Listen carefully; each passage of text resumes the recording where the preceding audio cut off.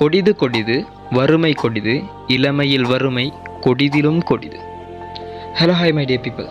இந்த உலகத்தில் நிறைய பேர் பெற்றவங்க எதுவுமே ஹெல்ப் பண்ண மாட்டாங்க எங்களோட சக்ஸஸுக்கு அப்படின்னு சொல்லிட்டு நீங்கள் நினச்சிக்கிட்டு மற்றவங்களோட புலம்பிக்கிட்டு இருந்தீங்கன்னா ஸோ இந்த கதையை எண்டு வரைக்கும் ஃபுல்லாக கேளுங்க.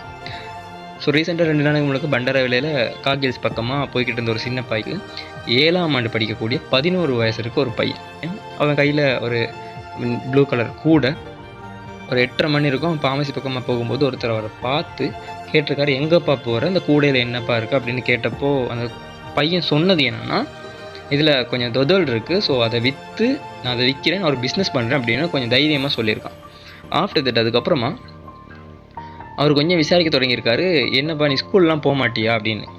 அதுக்கப்புறமா அந்த பையன் சொல்லியிருக்கான், நான் 2 மணி வரைக்கும் ஸ்கூல் போவேன், ஸ்கூல் முடித்து வந்து இந்த பிஸ்னஸை பண்ணுவேன், ஏன்ப்பா இந்த மாதிரி கஷ்டப்படுற, ஸோ இந்த வயசில் ஏன்ப்பா கஷ்டப்படுறேன்னு கேட்டப்போ அம்மா அப்பாலாம் இல்லை என்ன பண்ணுறாங்க அவங்கன்னு கொஞ்சம் ஆறுதலாக கேட்டிருக்காரு. அதுக்கப்புறமா அவர் அந்த பையன் சொன்ன பதிலுக்கு உண்மையிலேயே ரொம்ப உண்மையிலே ரொம்ப கஷ்டமான பதில் அது. அம்மா வேறு கல்யாணம் முடிச்சு போயிட்டாங்க, அப்பாவும் விட்டுட்டு போயிட்டாரு, அண்ட் பாட்டி, நான், சின்ன தங்கச்சி, ஒரு குட்டி பொண்ணு, ஸோ நாங்கள் 3 பேர் தான் இருக்கோம். பாட்டியோட பொறுப்பில் நாங்கள் ரொம்ப வாழ்ந்துக்கிட்டு இருக்கோம் அப்படின்ட்டு இருக்கோம். அதுக்கப்புறமா அவர் கொஞ்சம் மனசு இறங்கி போயிட்டு கொஞ்சம் நொந்து போன அவர், காசு கொஞ்சம் தரவா என்னோட படிப்புக்கு, இல்லைனா சாப்பாடு வாங்கி தரவா, சாப்பிட்றியான்னு கேட்டிருக்காரு. அந்த பையன் சொன்ன பதில் என்னென்னா, நீங்கள் இப்போ சாப்பாடு வாங்கி தந்தீங்கன்னா அந்த மாதிரி ஒரு சாப்பாடை நிச்சயமாக என் பாட்டியாலையும் தங்கச்சாலையும் நிச்சயமாக சாப்பிட முடியாது. ஸோ அவங்களுக்கு கொடுக்காம அந்த சாப்பாடை நான் மட்டும் ருச்சி சாப்பிட்றதுல எனக்கு இன்ட்ரெஸ்ட் இல்லை, எனக்கு அது விருப்பமும் இல்லை.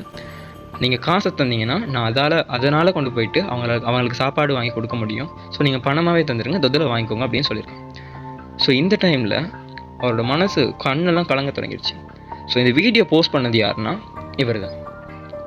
ஃபைனலி மை கொஷன் இஸ், இப்போ உன்னோட பேரண்ட்ஸ் உனக்கு என்ன பண்ணலைன்னு ஒரு நிமிஷம் யோசிச்சுப்பார்.